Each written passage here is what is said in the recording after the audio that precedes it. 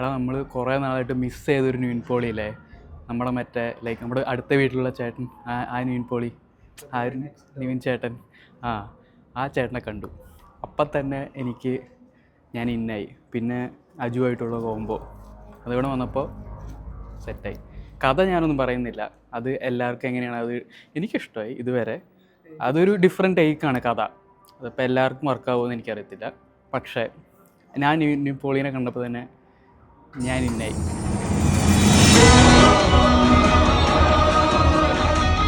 എടാ പടം എങ്ങനെയുണ്ടായി? അതിൽ ഫുള്ള് കണ്ടു. എനിക്കിഷ്ടമായി. എനിക്കറിയത്തില്ല ബാക്കിയുള്ള ആൾക്കാർക്ക് അതിൻ്റെ കൺസെപ്റ്റ് സ്റ്റോറിയൊക്കെ ഡിഫറെൻ്റ് ആണ്.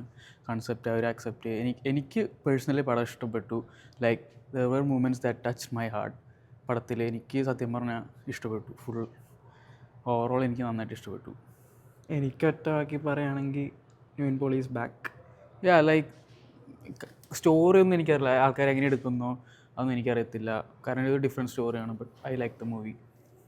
ചേട്ടാ പടകരുണ്ട്. Nivin Pauly's back. My man is back. So happy. Yes, me too happy.